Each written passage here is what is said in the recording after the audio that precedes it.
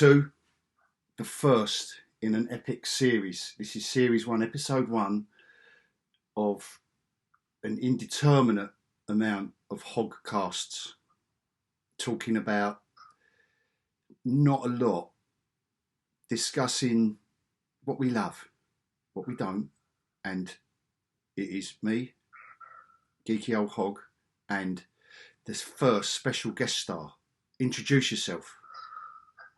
I'm Joe, how you doing? No, I thought it was Joey B, man. Don't give your real name away. Joe, it's the first time we're doing this, man. It's just like a dry run. I'm literally sitting. No, so now I'm cancelling it now. No, literally, mate. I'm sitting on my sofa. You can't with give a fucking headset plugged into my phone with a whiskey. I haven't got a clue what's going on. And you Really, have mate. just given.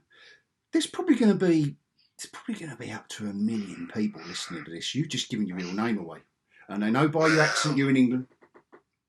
Well, it's literally my first name. I haven't got my last name. It's alright, it's fine. Right, whiskey's good.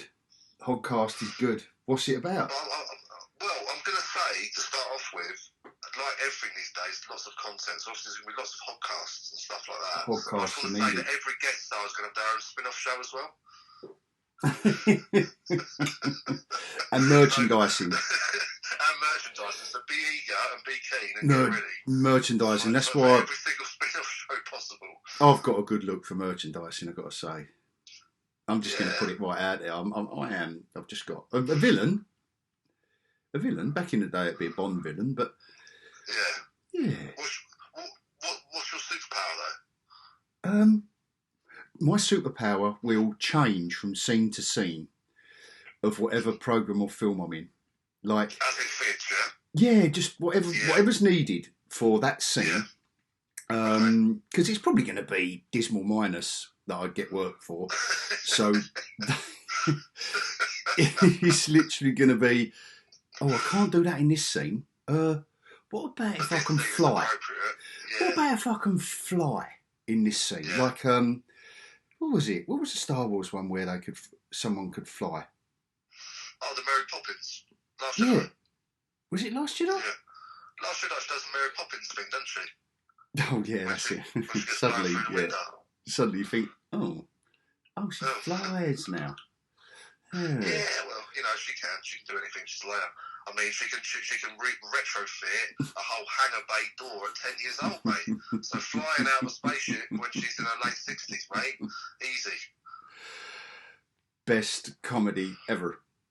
Yeah, man, I like that video, man. Done good there. Best comedy ever. So, if rumours are to be believed, Joker 2. Yes. Now, I cheered, like, literally thought, I can trust him. But then it's going to be a musical, Lady Gaga's in it. See, I've got very mixed views about this. Because we've been having these sort of discussions for years where we've just been talking shit, basically. And we've done it for years, finally letting people listening to the random combos. But these conversations have been happening for years. And I remember when I said to you that when the first Joker film was announced, and I was like, no, I don't want it. I don't want to know Joker's origin. I don't want to know where he's come from. It's the mystery that makes the Joker intriguing. Yeah, 100%. And then Todd Phillips, with the first Joker, blew my mind and made me eat my words, because that film was absolutely incredible. I can't really fault it. It was brilliant. I love that film. Now I've got the same feelings. I feel like a bit of deja vu. Once again, I'm going, no, at the announcement, but Todd Phillips showed me up last time. Well, it could be that all this, they're building the hype already, because it might be, because they're talking about, and we've got to, listen, let's just take it as it is what it is, and Gaga's going to be Harley Quinn, right? Yeah, I'm not sure about that bit. If it's going to be one scene where she does, what's her name did in one of the other films as Harley Quinn, and she'd done a Marilyn Monroe shtick, Diamonds Are a Girl's Best Friend and all that. Yeah. Or did I dream that? No, I don't think I did. I think it was in a film. If they're going to do that, then yeah. But a musical, I mean, See, why do they need to use why do they need to keep abusing comic characters to do this stuff? Why do they keep needing to give us everything they think we need, but they go, oh yeah, let's pillage the back catalogue of comic and fantasy characters instead of just doing a musical. Oh, what is it really cool? Is it going to be really cool because they've used Joker in a music? No. No, it isn't. It could be very disturbing because obviously, but it could be in ways because the Joker has always been dancing around as he's killing people and all this and all that. And if they did like a dark musical where it's a really, you know, when they play music that really doesn't fit the scene, where it's a really happy song but loads of bad stuff's happening. Yeah. If they did that as he's massacring some people or something like that, some of that could work, as well as a Lady Gaga sort of section as well, like you referenced, Diamonds Are a Girl's Best Friend, that's that sort of thing, but not all the way through. Maybe one or two scenes maximum. Yeah, I don't know how it would work all the way through. Exactly, that's the point. It'll have impact. You know, Stuck in the Middle with You in Reservoir Dogs had impact. Yeah. I can't help feeling it's been a little bit overdone, but an entire musical, okay, do an entire musical. I mean, I would applaud them with one hand, if it was possible, and my other flipper, if they made it work all the way through, a musical. And it obviously isn't singing all the way through, but with my other hand, I would be making gestures of disdain because, again, why Joker? Like, no. Yeah. See, the same thing as well is, again, Todd Phillips made me eat my words last time. I watched it, I was instantly sold within the first 10 minutes of the first Joker film, and you know how much I love that Joker film. A lot of people do, but if it was called Bob, and it was a character study of Bob, and there was no connection at the gate with Batman, and it was just called Bob, no one would have watched that. No, 100%. But it was a beautiful character study. Don't get me wrong. I just feel like I trust Todd Phillips after what he delivered last time, and I think that's what's holding me back from going full on, going mental over it, because we don't know enough. Last time. We don't know enough yet. However, musical is making me worried. It's making me worried, but I'm hoping it's just a rumour, or maybe just, you know, a couple of scenes. Like I say, if the Joker's walking through Arkham, murdering everyone, and in the background, I don't know, you've got, Sun Is Always Shining, or something random, like he's singing along to, in the background, that could be quite freaky. I hope, in a way, it is more of a escaping Arkham, maybe full-fledged Joker. If you're going to have the Harley Quinn, maybe that's how he escaped Arkham. Maybe, you know, let's go down that route. I think Stranger Things has got a lot to answer for, and Kate Bush, because they didn't announce it was a musical until Running Up That Hill went back to number one. Wow. And set the trend. And this Joker seems to be set in the 80s, so you never know. Might get so to that. The cameo craze. Let's get some cameos in Joker 2. Let's make it a musical. Let's get, let's get some 80s score in there. Because this is the craze. This is what's going to sell movie tickets. So the cameos, you could have Jim Carrey still about. Do him as the End of Days Riddler. Yeah, Michael Keaton, Batman.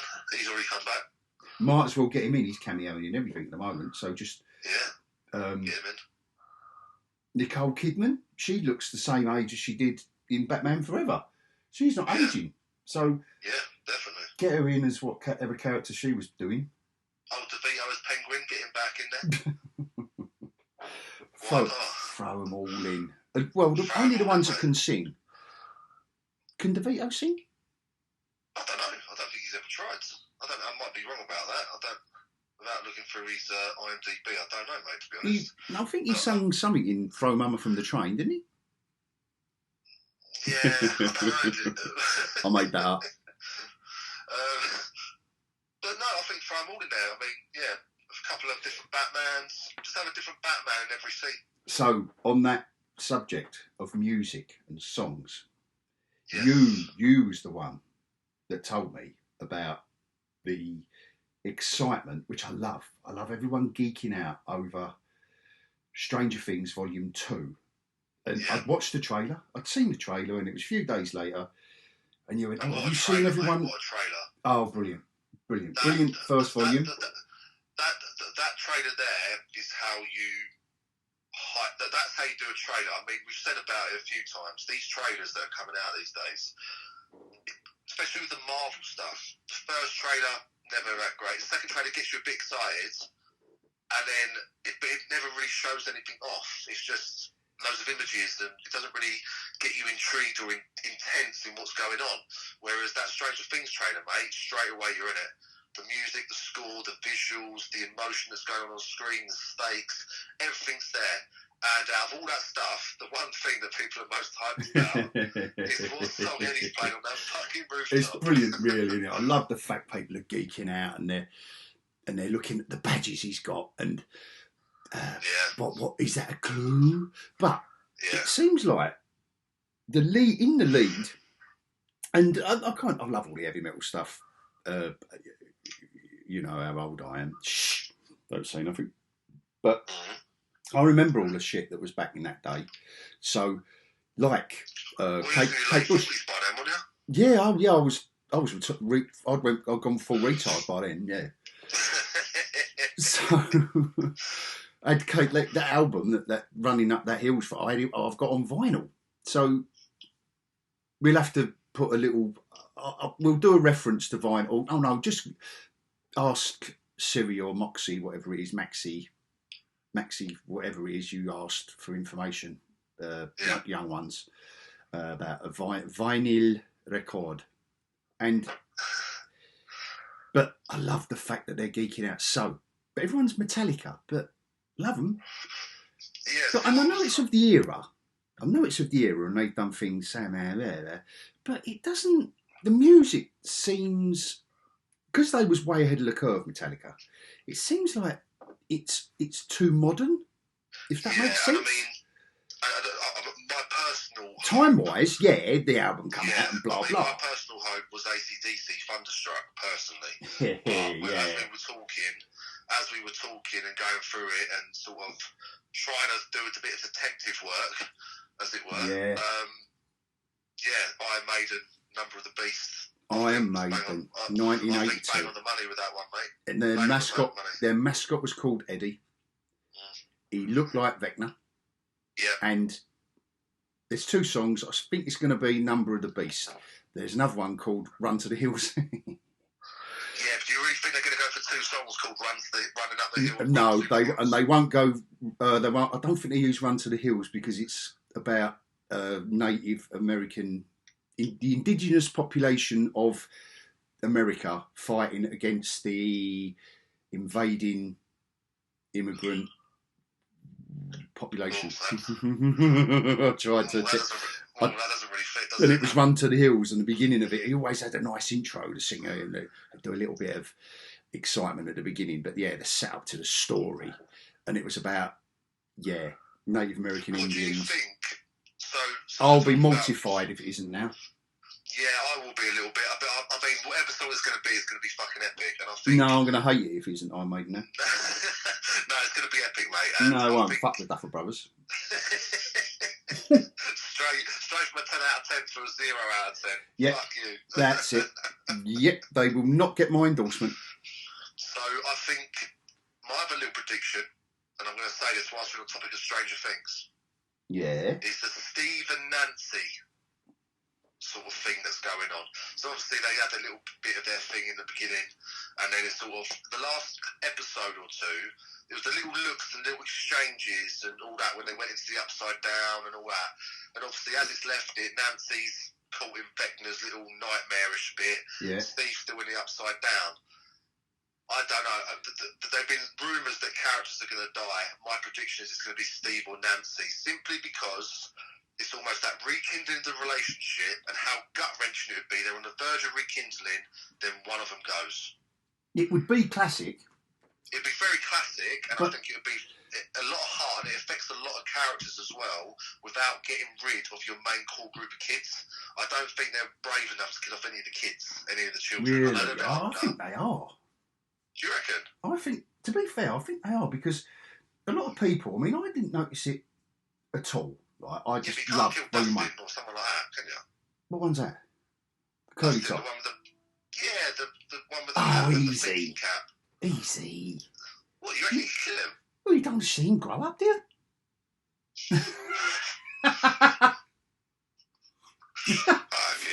You don't know, do you? I think it'll be Steve or Nancy. That's my prediction. Steve or Nancy's going to get it. Well, a lot of people have been saying. A lot of people have been saying that out of all of the characters, Steve has been dealt the worst card. They're saying, like, you don't hardly see him. So no, I think he's done really well this season. That would be like people acting sad if Steve dies would be like when Wade dies in KENOBI. But to be fair though, Steve's had his bit. Like when he got pulled into the upside down and left on that cliffhanger, he's getting eaten by those bat things. I was like, no! Literally, I was ready for bed, mate, and I had to literally keep it going to watch the next episode to like see what had happened to him. Then all the others come into the upside down, they start fighting the bats and all that sort of stuff. It was nice how they done them creatures. Yeah, Steve's had a good role this season, I think. No, it wasn't me. Bad. It wasn't me. It was the, Twitter net that was saying it. Like, oh, we haven't seen much of Steve. But I thought it was all right. I thought it was really well. If anything, I thought it was properly, nicely balanced. You can't have it exactly equal, can you? Someone's going to have a. But I didn't think you got a bad deal. No, not at all. Not at all. And I do think it's going to be one of them two, Nancy or Steve. What's your prediction? What for people dying? I would have killed off Nancy, really. Because it's been said in interviews that someone's going to die. There's going to be deaths. So, I mean... kill off the bloke with a beard. Oh, Murray? Yeah. Yeah, kill him off, yeah. Because in the trailer he's got that... I mean, if he goes out in a blaze of glory, see what I did there?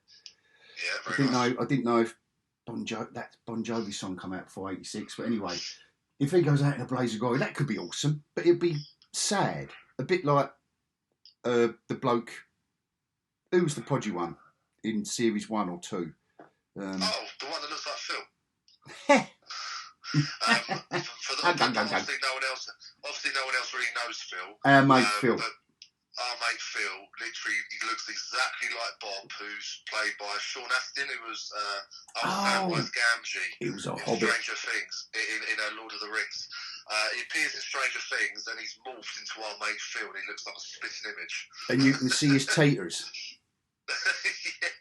In his speedos, you can see his taters. But it could also be what a lot of people have said as well. It could be Guns N' Roses, which also music, yeah, but that also makes sense though, Joe, because that could tie in a multiverse way with Thor, Love and Thunder. Maybe the Upside Down is one of the multiverses in the dismal minus multiverse of multiverses. It's all connected, man. How good would that be? And whoever dies, Joe, I'm predicting, what's his name, with a flamethrower, at least. Okay. Another question about... But he's going to turn up in the multiverse, isn't he? Chasing after... Maybe.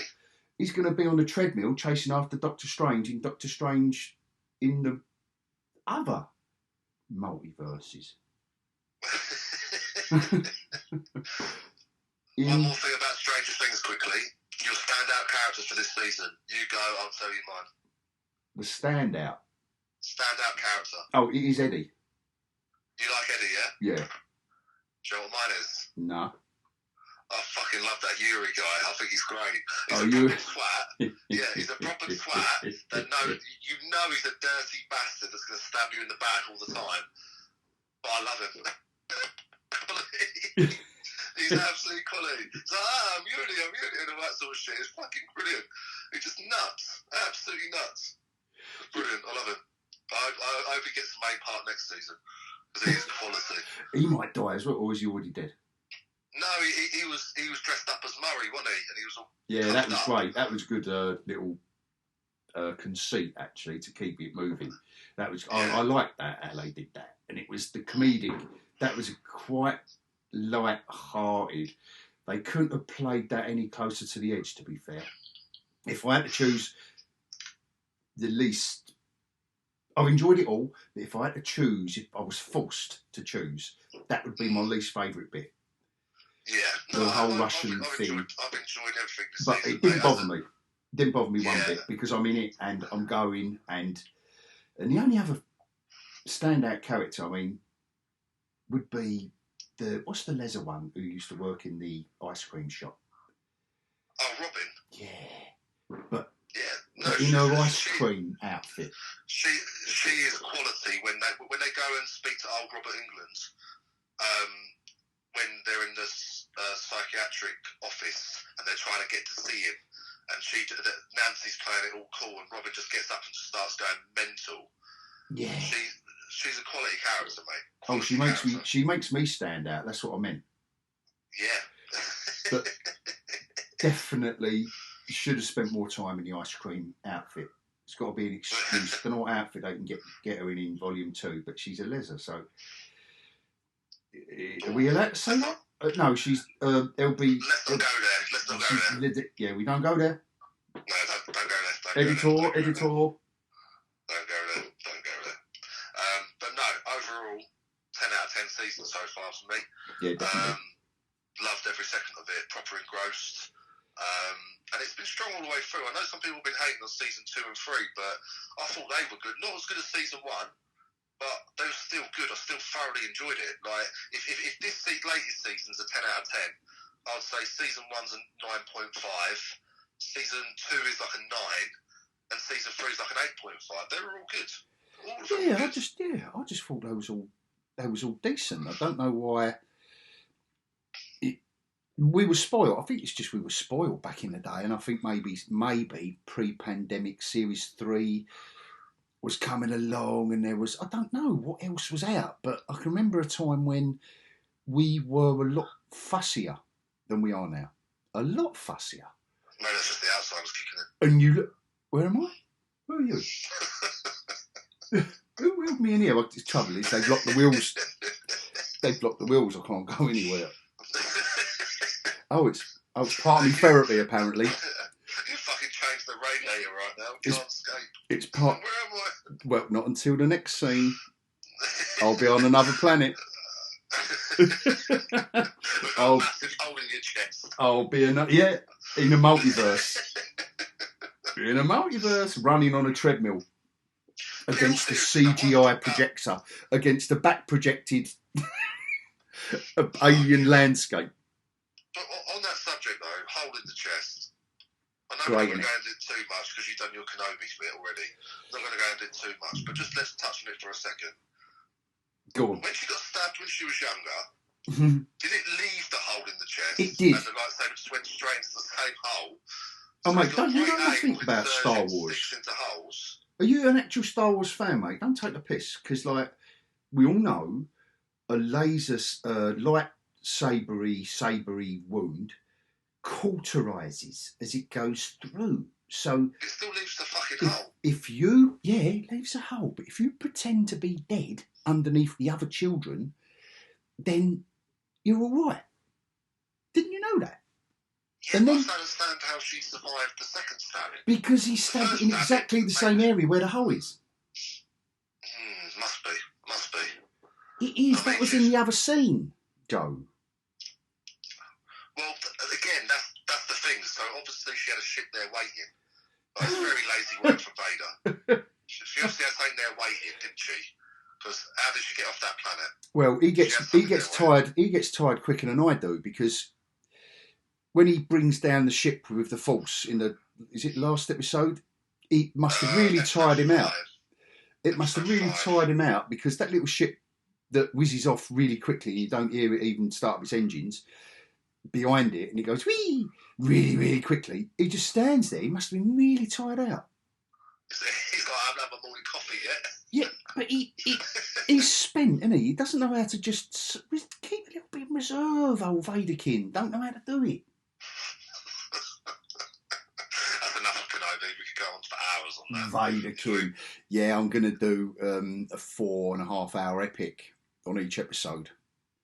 Oh, yeah. It needs a proper essay. I think every episode needs to be... like how Blade Runner back in the day, it would be taught at film schools. This is how you do it. This is how you make a visual masterpiece. Yeah. With Kenobi, it's been a long, long while since someone has been brave enough, has had the Spaceballs big enough to do a science fiction parody that works. Yeah, I mean every in terms of comedy levels, scene. I mean, all you need is Leslie Nielsen to turn up, really, wouldn't it? You do, like in the something dark side when he turns up in one scene, and it was literally all you needed. I don't know who else could have turned up. Maybe Pink Panther, maybe Peter Sellers. Do you have a room in the Inquisitorium? A what? I mean, I would like seeing Yoda turn up. Do you have a licence for the Inquisitorium? Great name. Great name. I would like to have seen Yoda turn up, to be honest, but we'll see. Series 2, mate. Series 2. He's just been on Dagobah, man. He just pissed off for 30 years. Yeah, well, no one calls him for help. Look what old Kenobi's done. He's done nothing. Yeah, he just got fucked off after that last film, whatever film it was, whatever it was called, I forget now. But yeah, they just like chilled out a bit, mate. They're all chilling out across the galaxy, man. Yeah, but Leia's just been kidnapped. You instantly call Kenobi, but you know Kenobi's looking after Luke, so you know he shouldn't really be leaving Luke. So surely you'd call Yoda. How do they know he's looking after Luke? Well, he said it at the end of episode 3. I'll watch over Luke. I'll watch over the boy. No, but how does who is it?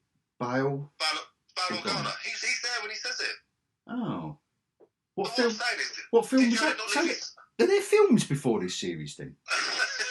But what I'm saying is, did Yoda not leave his phone number or something?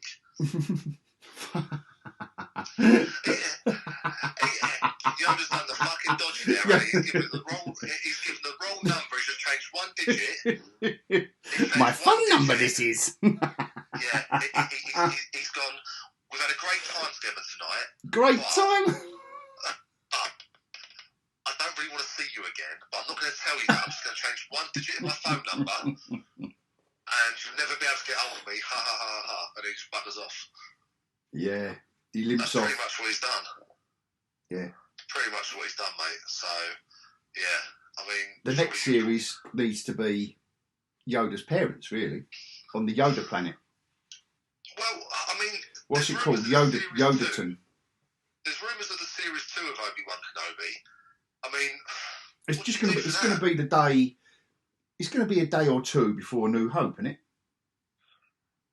Well,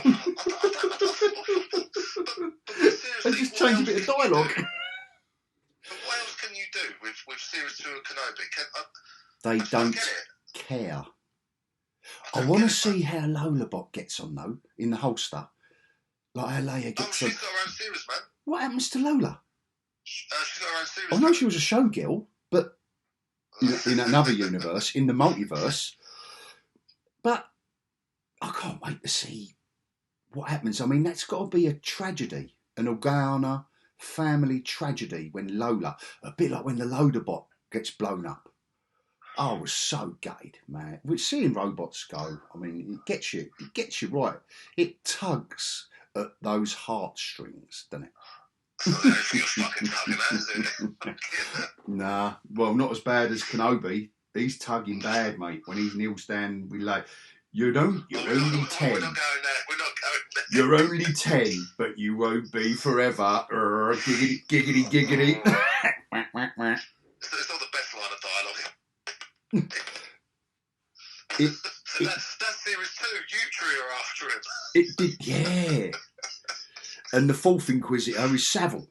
Now then, Inquisitors. Now then. Oh, let's not go there, mate. No, we won't go there. No, but she'll escape. Look, we're not willing it on anyone, are we? To be fair. No harm comes to anyone, really. They'll come back next scene. I don't know how they're going to make it as good as the first season. They've set a high bar with that one. Yeah, wow, have they set a high bar? I mean, who's going to... Well, the good thing is, and this is where the genius comes in, because they can just invent a bunch of other characters that we've never heard of before and mean nothing for the second series. And Obi-Wan can wander around, maybe lose his memory a bit. Leia's searching for him. She's got to be the hero of the second series.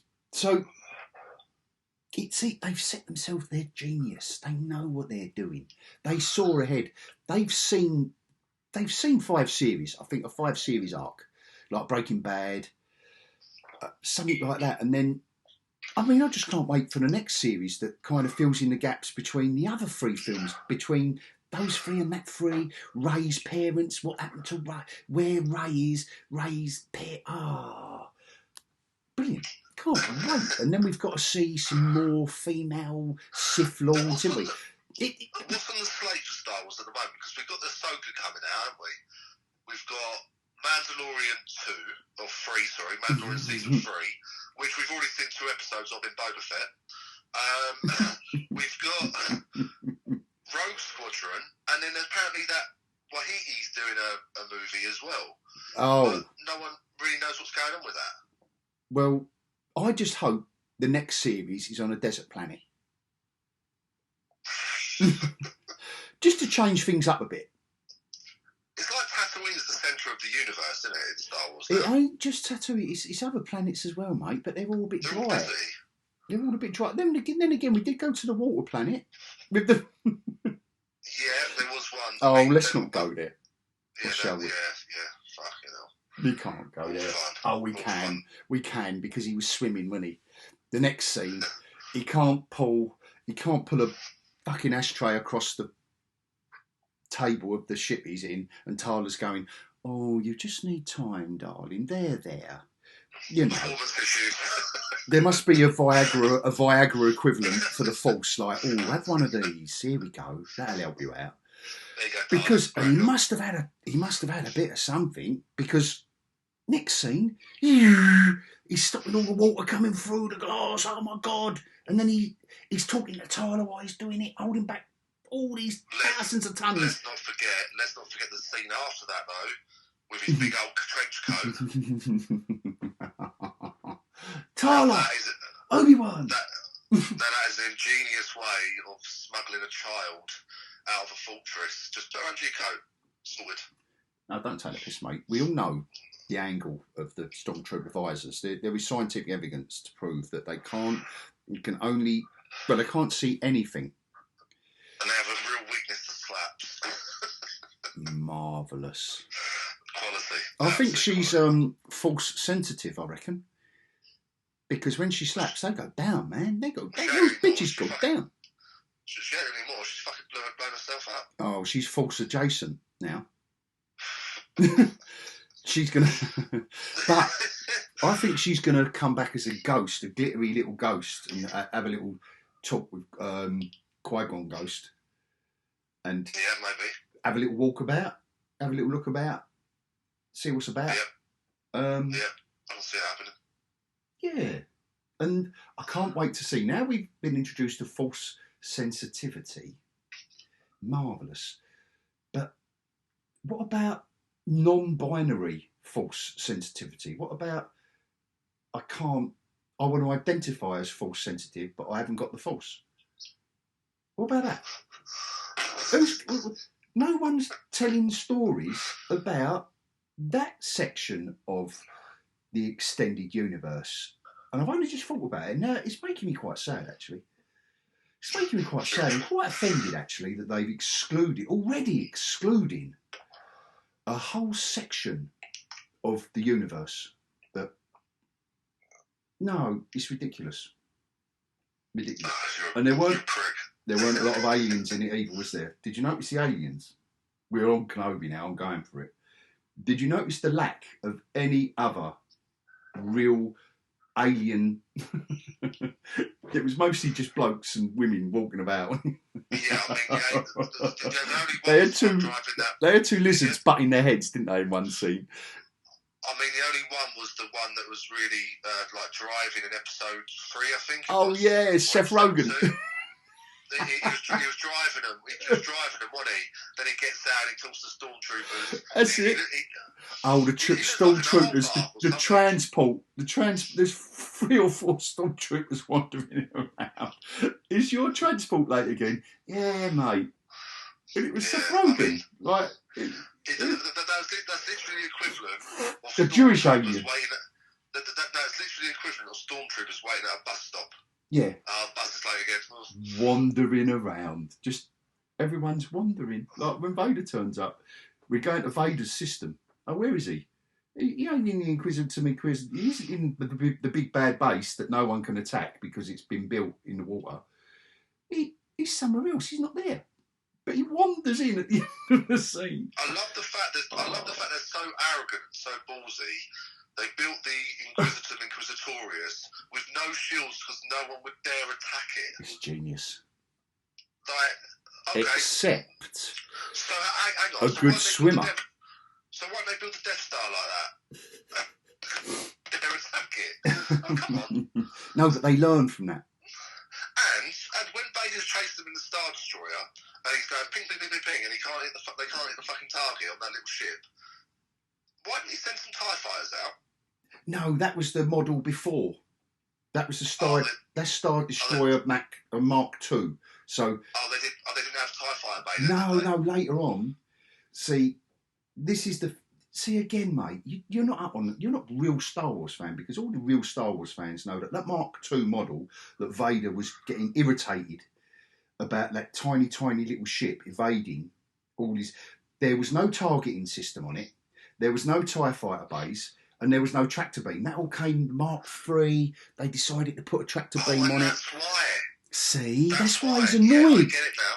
And then, so when he finds Kenobi, he's really wound up by the time he finds Ben or Obi-Wan. I bet he is. He's really fucking wound up. When he gets into that computer game where they have a fight from a long distance away, he's well wound up. And then he goes straight back to that Star Destroyer that is forgotten about, next scene. And that's the first thing he says is, well, when he recovers, but we don't worry about that. Do you reckon he has a briefing? He goes, right, lads, we can't have this happen again. You made me look a real tit there. Yeah. We couldn't take out one little ship, and I've got this big, 14-mile-long Star Destroyer. We couldn't take out that one little ship. What can we do? Ideas, guys. Let's brainstorm. Let's have a little huddle here. He says, more power. I want and you see more little green lines go, pew, pew. And then one of them goes, how about a tracking system? And he goes, yes, I like it. Yeah. Shall we give our armaments, ordnance a track? The Apprentice, wouldn't it? Joe, we've often talked about what series they should do a Star Wars. The Apprentice, Star Wars The Apprentice, not Darth Maul, but Vader as the Alan Sugar. And instead of saying you're fired, you have failed me for the last time. And he chokes him. And it's all the generals. It's all the generals on his Star Destroyer. You have failed me. Your task this week is to find a little girl on a planet that maybe in the next scene. Yeah, he just chokes them out straight away. Star Wars The Apprentice. Oh, yeah. What's next though? What are they going to? Do you think they're going to stick to Disney Plus and random shows, or are they actually going to try and get another trilogy of films out somewhere? No, I don't think they've got any need. They haven't got any passion or no. I don't know what words to use, Joe. To be perfectly honest and serious, that it's a shame, but they are not there's no willing list now, is there, to make any more films? Just give us one or two, maybe, of the. And look at that marvelous extended universe. Yeah, I know. And I mean, to be fair, since they took over, we've had Rogue One. Yeah, really. That's been proper standout. Like, oh yes, oh my god, that's incredible. Yeah. Like Rogue One, thoroughly enjoyed every second of it. And to be fair, Force Awakens, when that first came out, I did enjoy it. There's a bits in it, and this is the thing. There's in all the Star Wars films, there's the originals, the prequels. There's bits in it where you can forgive plot points, you can forgive certain bits. If we really wanted to rip it apart between the prequels and the originals, you could go, well, how come Obi-Wan didn't speak to R2? Going, oh, you're right, mate, long time no see. Or Yoda didn't mention, you're right, R2, how you doing? No, long time no see. All that sort of stuff. There's loads of little bits in it that you could pick it apart with. But you don't, because you're so in it and you're so engrossed in the story. With Force Awakens, there's a couple of little bits in it, but overall, okay, it's a remake of New Hope. Yeah, but I kind of see it as that, and I've got to say, I didn't mind it, the first one. I kind of viewed it as a bit of a reboot. Yeah, but as soon as the heart goes, mate, as soon as the heart goes, that's when you start picking up on all the little bits. Like Last Jedi, that just completely wound me up straight away. Mandalorian, I think it's average. I think it's okay. There's some episodes that I really enjoy. There's some episodes I'm like, oh, okay. But overall, it's all right. But then, mate, it's gone massively downhill, mate. Like, Last Jedi, Rise of Skywalker, Han Solo, and Boba Fett and Obi-Wan now. They've had some real shitters, mate. Actually, I'd forgotten about Solo. Boba Fett, mate. Fuck me. I'd forgotten about Solo. Yeah, well, I wish I could. It weren't funny, though. No, and I think maybe you're right. The direction they need to go is just, comedies and parodies and. No, they clearly have gone that way. Well, clearly. Because you can't. I defy anyone to look me in the eye and say they was good at their jobs. Any of them. I don't know. It's not like they're a massive production company or anything like that. Yeah. Endless money. Just say, what did you get paid for? Oh, I got paid to, serve Anakin coffee. That's all right. He done a job, but this is the thing though. It's again it's the content that's being. It's almost like a conveyor belt of content now, isn't it? And it's and you notice it through things, because we've said it about CGI. This is not just about Star Wars. We've said it through CGI, because it's all being rushed out. The quality of CGI has gone down. Yeah. I mean, Marvel, for example, you look at Endgame and the epitome of Thanos, but you compare Thanos to Gollum, which was 20 years earlier. Yeah. There's not much difference. Do you know what I mean? Or Jurassic Park. Or the original first Jurassic Park. That film, whether you like it or not, the CGI of them, those dinosaurs, mostly the T-Rex stuff and the stuff that's in the rain or the dark, to be fair. Yeah. Because, the daylight scene right at the beginning where there's a few running past, maybe. But nevertheless, it's still, those dinosaurs running up and down the hills right at the beginning when they first arrive looks more realistic than Doctor Strange and American Chavez running along a silly. They're clearly on a treadmill, so obvious that what do they? How stupid do they think we are now? I think it's a mixture, and I think it's a blend of, one, the audience can pick out CGI a lot better now. Yeah. But two, because they're on that conveyor belt, they're not spending as much time on it. Like, look at the trailer for Cameron's Avatar 2. Look how glorious that looks. He's been doing that film for about 10 years. Now, I know every film can't take 10 years to make. But it looks like he cares, doesn't it? Yeah, it looks like he cares. He's put the time in. With Marvel, you go all the way up to Endgame, where the CGI is spot on. And then, Black Widow was appalling. Shang-Chi was appalling. It's just so cheap now, mate. It's almost like they've been given. It's it's like they spread out the budget. What they normally have in a year to make 3 movies, they've got the same amount, but now they've got to make 4 movies and 10 shows. And they've got no more budget, and it's all a conveyor belt. Get it out, get it out, get it out. So the time is not spent on actually making the CGI look great. But other movies are doing it now as well. Like, I can't remember the last film, and I'm intrigued to see, because I heard that Top Gun 2 hasn't used much CGI at all. It's all pretty much actually marvellous. So I'm intrigued to see something like that. Because CGI is the easy option, isn't it? CGI, we'll just put a green screen up and we'll just CGI afterwards instead of actually going somewhere. But you lose the authenticity of it. So I'm really intrigued to see Top Gun 2 to actually get in it and see what it looks like. And you will be in it. Yeah. When you see it. We'll save that for another one. Yeah, when you've seen it. But like Stranger Things, where we're agreeing that it's glorious, I do but even believe. CGI, that's good. CGI Stranger Things is better than most. It's how it's done and what it is. And they did spend a lot of money on it, right? I heard it was 30 million an episode, right? But it's a lot of money. But what I would say is, it looks as if every penny is on the screen. Yes. It's not being paid to the exec producers, the other producers, a corporate producer, David Chapek's mistress, or his gay lover, or whatever it is. It's all there on the screen, right? Whereas the other stuff, what you're saying about content, and I've got a lot to say about where it's always been content.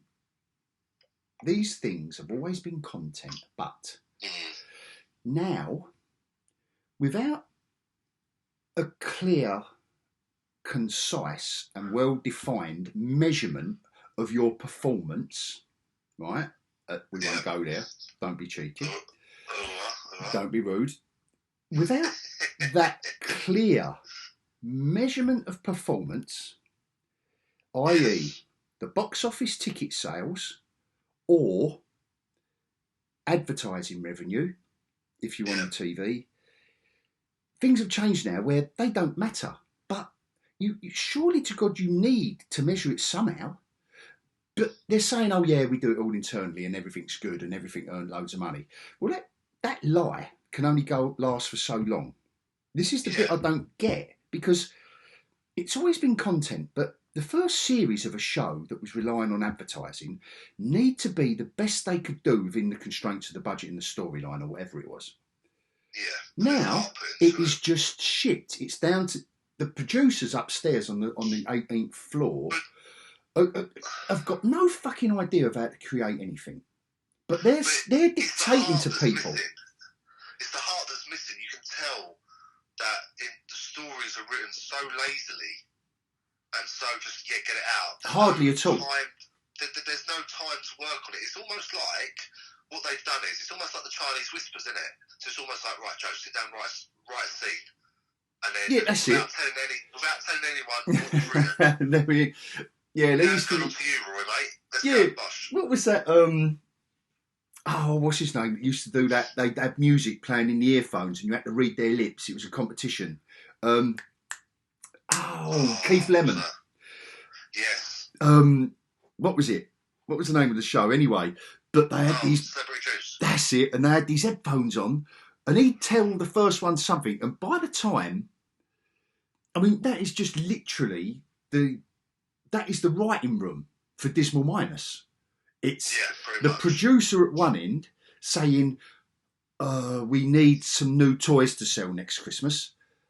And he can't hear a word. And he's saying, well, to the next... And listen, we can't go on really doing that. I think it would get rude. But it might be a good game to play when you're all together.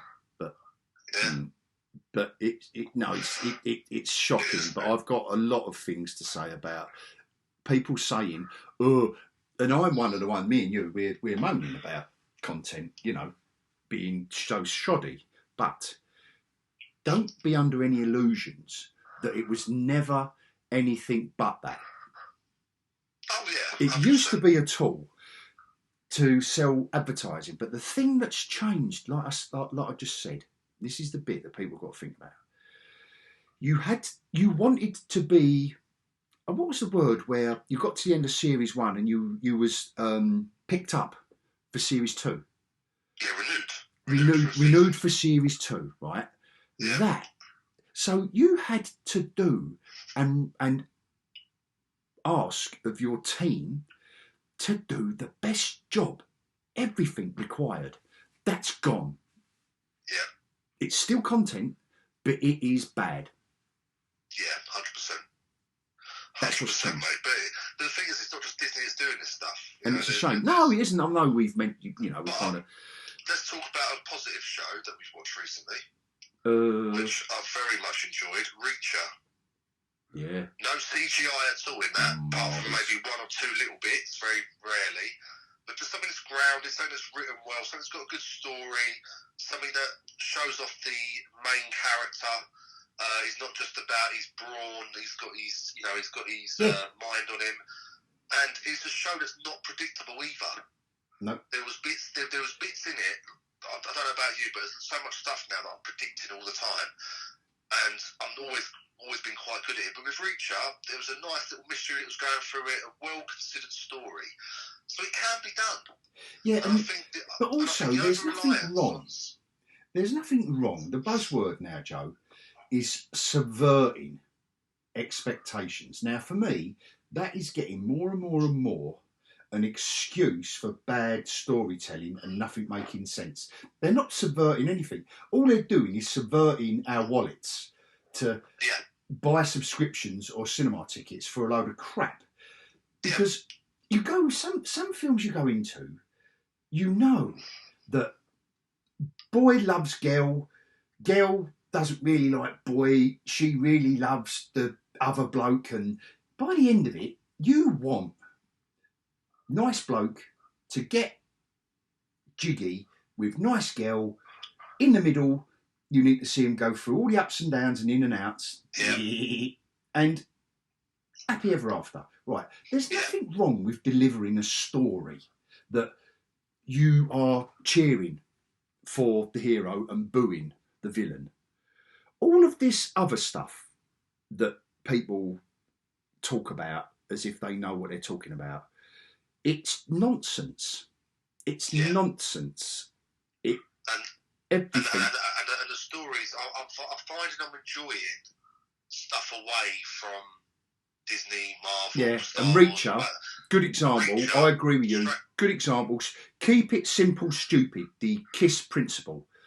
Intention, obstacle, good characters, drama, and he didn't ride off on a white horse with the main, that he got it on with, but you enjoyed it in the meanwhile. And how much did you want him to get it on with her as well, mate? But they give us a little shower scene, didn't they? They told them, they went, here you go, lads. Well, and lasses, because he's. I'm assuming, there was something for everyone, and I really mean that sincerely with those 2. Everyone. 100%. But they were all right, everyone. I'm going to go there. They were both white. It was a heterosexual, like Top Gun. It's a heterosexual. The heart of it, oh my God, they're both white and heterosexual. Never mind. Never mind. But the show, in terms of... Oh, there we go. It's earned $1 billion. And Reacher, I think, is easily in the top 3, I think, of Amazon's most widely... The show in general was... we're not going to go into it too much, but they had everything there. They had a good story, they had a good plot, they had good, well-developed characters. Even the sheriff, the main captain bloke. Yeah. He was quality with his story. Always wearing the suit, the history with his wife. The story for each character was very well thought out, very well developed. It used to be called a character arc. But that's all that matters. That's all that matters. You've got a good character arc. None of the other stuff matters at all. The character is who the character is. But the character needs to be intriguing with their arc and what they're going through, their obstacles that they've got to overcome. It doesn't matter who they are or what religion they are or any of that other stuff. All it matters is this is the character, and they're going through this struggle, they've got this obstacle, and they've got to get over it, and that's their arc. Yeah. That's all that matters, and that's all. And they hold back. Said, really. What I liked about it as well, Joe, they held back. He's a unit, that boy, right? and they tease you with a little bit of his background, and just it is just classic storytelling. But when he unleashes a bit, you see it, you believe it, and the power of it.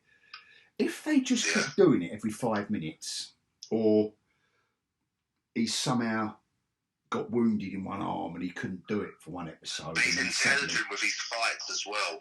Yeah. It was that is subverting. In a way, that's subverting. That's what Reacher used to be in the books. A bit like, actually, Amazon done Jack Ryan really well. Yeah. With old Straczynski. And it all it did was go a bit back into the books. I love, they were of the moment. You look at them now, the Harrison Ford ones, The Clear and Present Danger and all that. I'm not sure if they 100% stand up.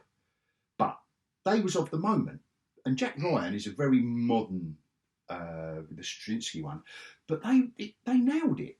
And it wasn't an action like Reacher, where it needed that bit. It was a bit visceral. Jack Ryan isn't. He was a desk jockey. But using his brain and the stories revolving around it and the other characters. The main character's getting in danger, and you need, a bit like Judge Dredd, like I've always said to you, it's a two-dimensional character. It's about everyone else around him. Yeah, you've got to surround people. You've got to surround, and it can be done. Top Gun is very much like Reacher. What was your thing on Top Gun then? Did you enjoy every minute of it? Yeah. Yeah, nice. Yeah, I'm looking forward to seeing that. And Luke enjoyed it as well, and he hadn't seen the first one. And I enjoyed it. That's cool. And I enjoyed it on different levels. Yeah, of course. A couple of times, because I've seen the first one. A couple of scenes that resonated without giving away any spoilers. Because I'd seen the first, but it romps along. And when I saw an interview with Tom Cruise, and Alex Zane was interviewing him, and Alex Zane said, "Right, I've seen the film," and he praised it. And Tom Cruise actually, listen, I know he's an actor and he's on a camera and to do a promo for the film, but he didn't have to turn around and thank Alex Zane for his praise. He didn't have to turn round. He could have been smug and said, "Well, that's why we took 35. There's a lot of other ways he could have gone. And he said, "Well, I really appreciate what you've just said, because it took me a long while to get my head around doing a sequel for that film." Yeah. And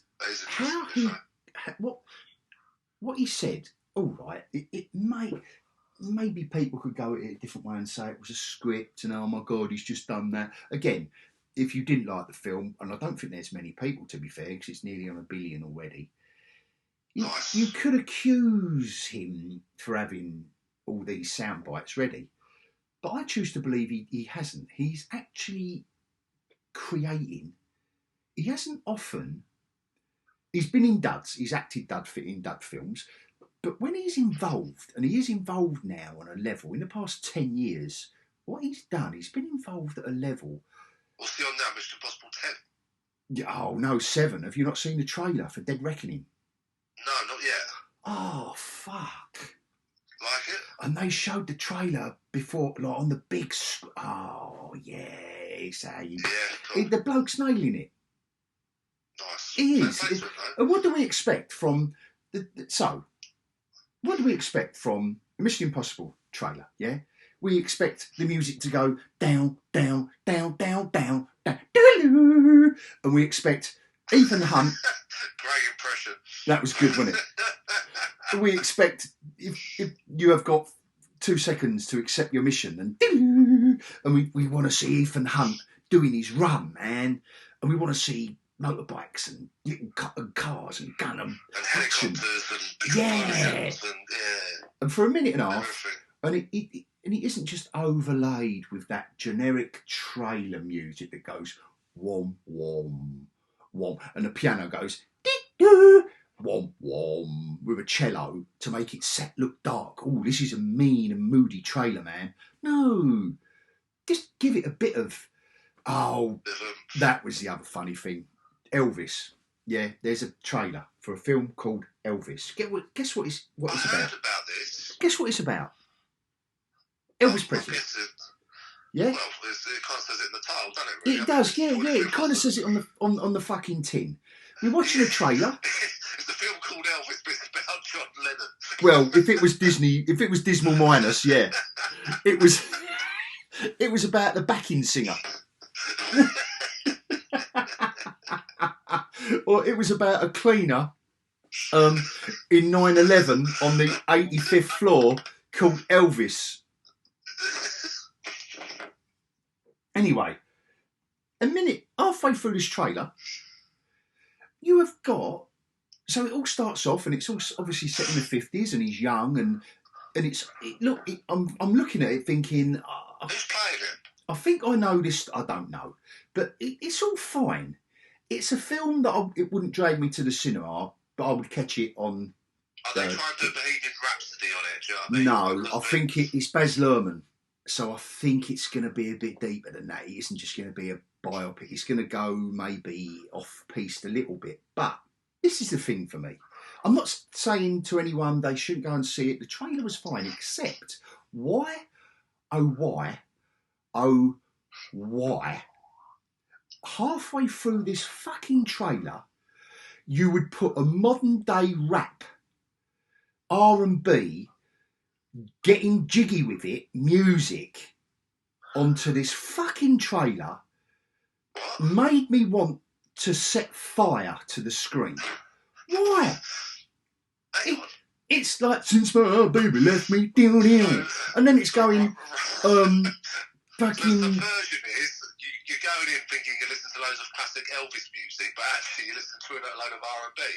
Why wouldn't you? And then it goes back again. It plays it for 30 seconds, and I even looked at Luke, and he was laughing because he knew what I was going to say. Why the fuck? I mean, I hate that kind of music overlaid on the trailer anyway, because it makes the people that make these trailers think it makes them look hip and happening, man. You know, we're modern and we're oof and we're oof. No, just don't do that. And it's particularly trying to sell a biopic of the king of rock and roll who invented the fucking thing. But no, you deem it necessary to give it, yo, me mofo, Elvis, I love my mum, loved him, my dad loved him, and then you got to watch the film, innit, fam? No, I fucking won't now. Fuck you, Elvis rap. Fucking Elvis. Oh, shit. Wow. Probably one of the executive producers has got a kid who wants to get into the music business, and now he's on Twitter twat going, yeah, my Elvis rap is out right now. So is Elvis the king of rock and roll or the king of R&B? He's both now, I think. Both. Since his baby left him, yeah. Yeah. Wow. What else is coming out that we're looking Fuck forward all. to? Because I saw the trailer earlier, one of the many trailers and little teasers that they've done for Old Love and Thunder. Lol. Yeah, I mean... Looks... Where do we even go with that one? We can only be predictable. I don't think we can go there, mate, to be honest. I think we need to turn it around a little bit. I think we need to go a bit more positive. No, I was going to be positive then. Why? What have you got good to say about it? It'll eventually end.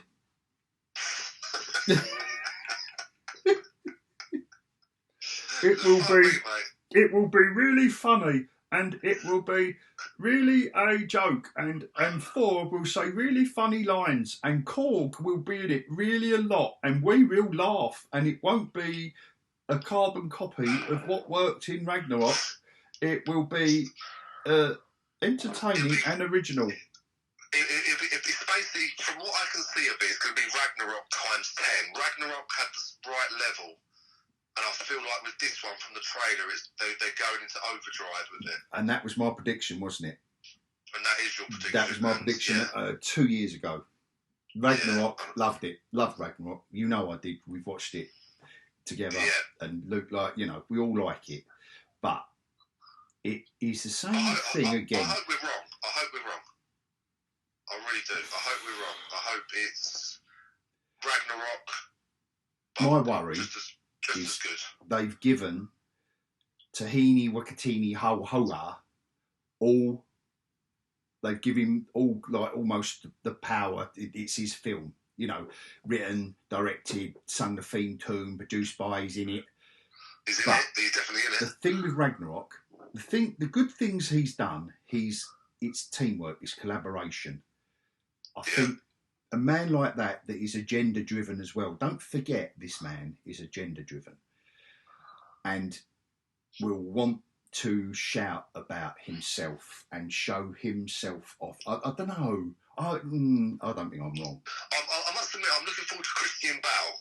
I'm looking forward to seeing what he brings to Gore. I think he looks good. I mean, the trailer they showed the other day before Top Gun, I've got to say that the imagery and the makeup in and of that bit there, but it just is of no consequence, is it?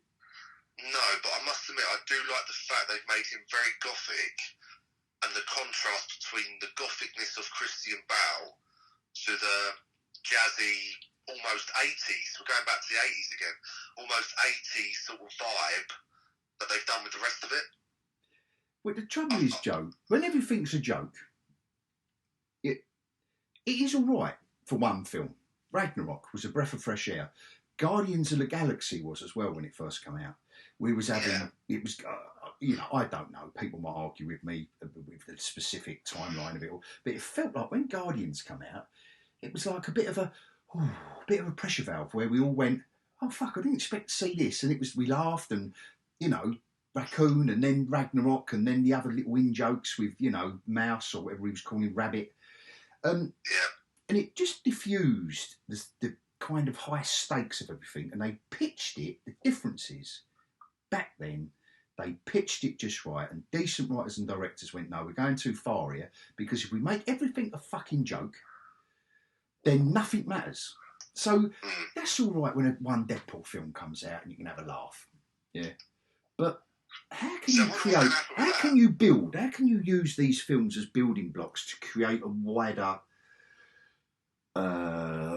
mythology if everything's kind of fucks it, doesn't it, really? Everything's a fucking joke. Yeah, the multiverse kind of fucks it as well, because anything can be undone now. Yeah. And don't get me wrong, and that's the biggest joke. But the comics have done it in both Marvel and DC, like Crisis on Infinite Earths and all that sort of stuff. They've done it for years, the multiverse. So eventually the multiverse was going to come out anyway. But I think when you do something multiverse-wise, it needs to be one series or one film. They open it and then they close it, so you can't access it again. So it's one little film of cool little nostalgia bits, because that would sell, but then it's done. You can't access the multiverse anymore. You're cut off from it. So then that way, things have consequence again. Because at the moment, where they've done it with Spider-Man and Doctor Strange, they've done it a bit with the Loki as well. Where's all this multiverse, all these different things. We've got Kang coming. Everything's Kang's doing and Kang's plan. And where did he go? Oh, he's still recovering from season 1 of Loki, mate. He's learning in the background. They'll build him in a couple of years' time. But you need the multiverse arc needs to be concise, and it needs to be said and done. It needs to be quick, if you're gonna do it in terms of their format, you open it up with Loki, you carry on the story with Spider-Man, you finish it off in Doctor Strange. So by the end of Doctor Strange, it should have been the multiverse is now closed, and that story is done. Because now, whenever you've got an issue, whenever you've got a problem, it's let's go into the multiverse and get Captain America where he isn't dead, because we need Captain America. Let's go and get Iron Man. Let's go and get whoever else we need. And it kind of makes their death a little bit irrelevant. And there's almost the same issue with the time travel stuff. Now, it worked for Endgame, and it kind of closed that door on it at the end, because I can't remember specifically, but I'm pretty sure that Steve Rogers used the last of the pin particles to go back in time. But I guarantee you there would be more pin particles somewhere. Whatever's required. So basically, if they got an issue, whatever's required. If they've got an issue now, it's either let's go to another universe and let's get who we need and get what we need, or let's just go back in time and rectify it quickly. And because of that, post Endgame, it worked for Endgame. I love Endgame. You know how much I loved Endgame. I've never had a cinematic experience like that. When I'm in the cinema and Cat picks up the hammer, everyone starts cheering. Well, you're not old enough to have watched films in Soho in the 80s in Paul Raymond's Peep Show. That is the best cinematic experience I've always had. You dirty bastard. That weren't just in 3D. That was in full immersive. Did you have a fucking trench coat as well, you dirty cunt? Yeah, you would love to know what I smuggled in that.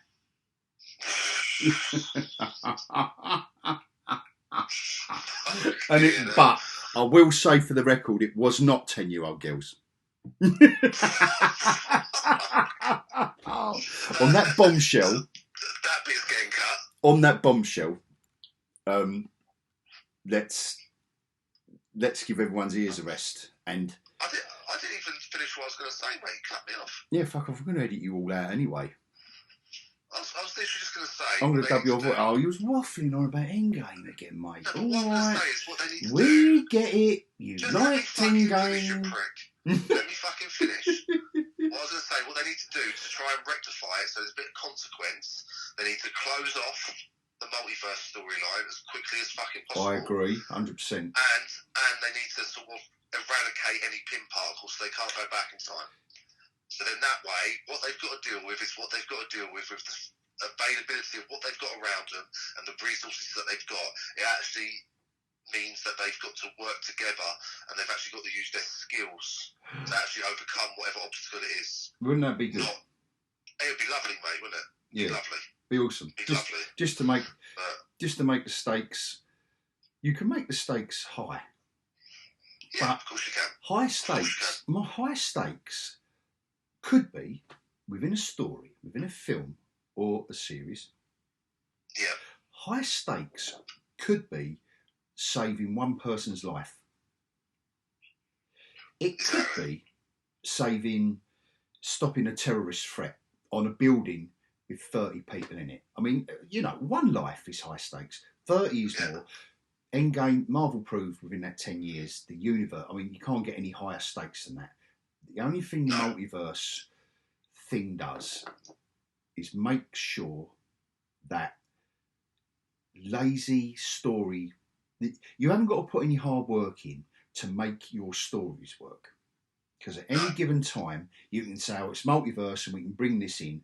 And that is all it's about. Because decent films, you know this, Joe, take years.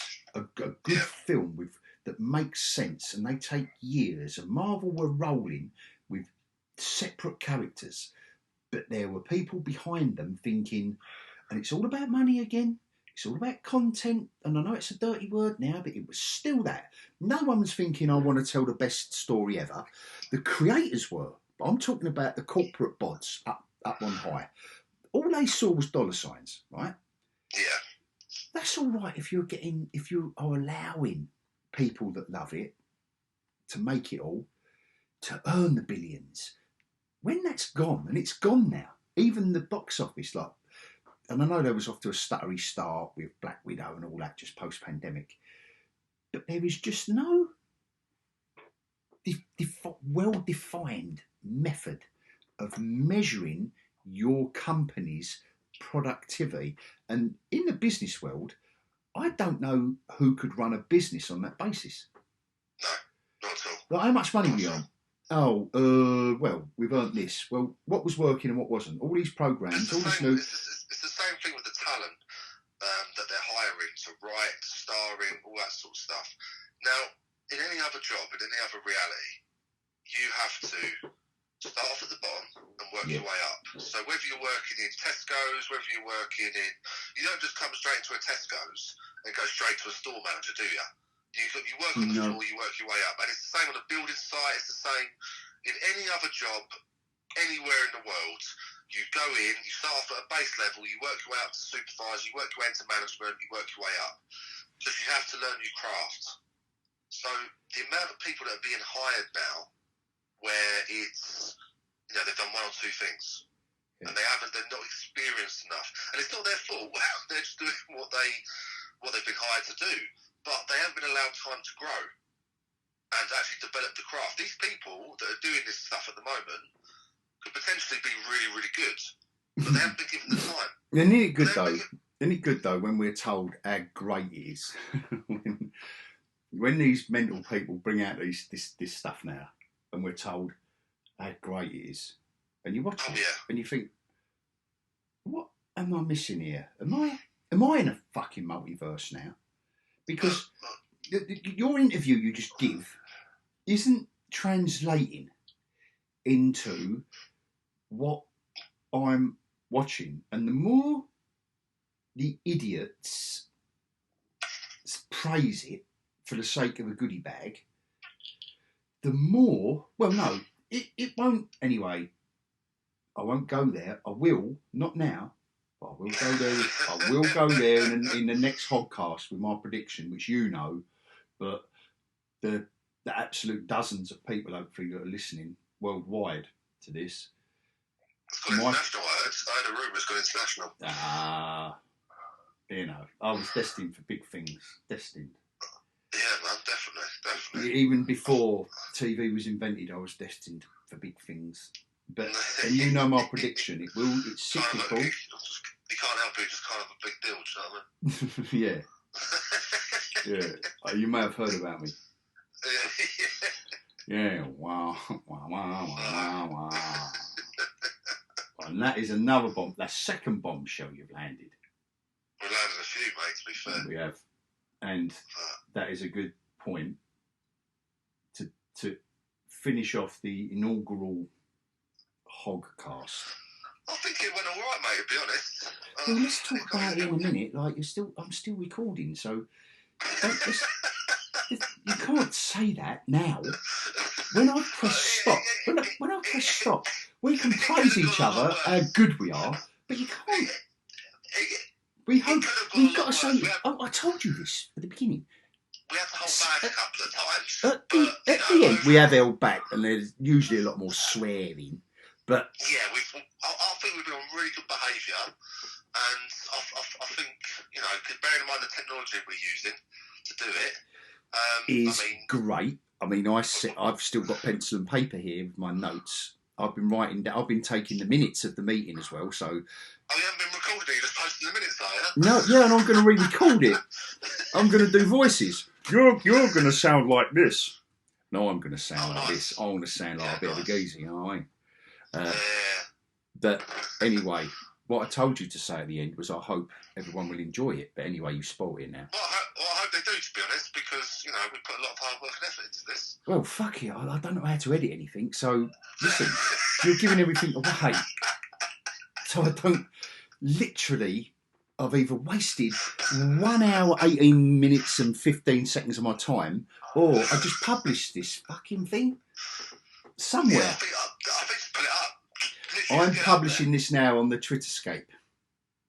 Yeah, just put it in the cloud. And I'm gonna cloud this, and you've got to announce it into the ether of social meanderings. Okay, yeah, that sounds good. I'm not on social meandering, so... I'm barely, mate, to be fair. We're screwed. Yes. Oh, well, we enjoyed it. Yeah, I thoroughly enjoyed it, Who would still be here? To be fair, who would still be here after 1 hour and 19 minutes now? Fucking hell, who would have followed us rambling about this? I wouldn't, would you? No, I can't say that. Anyway, I would. I recommend. I personally think we'll be lucky I'm if only someone lasts joking. 5 minutes listening to us, to be fair. I think, in all serious, I think we sound sexy, and we are geeks that love all this stuff, but don't love it when corporations take the fucking piss. Yeah, I mean, all we want is to be entertained, and just have something good. That's all we want. Oh, fuck. I didn't press play, Joe, at the start. Oh, fuck. Can we... The last bombshell to bid everyone adieu. Night, night. Night, night, darling. I'm going to cut you off. Yeah, please do.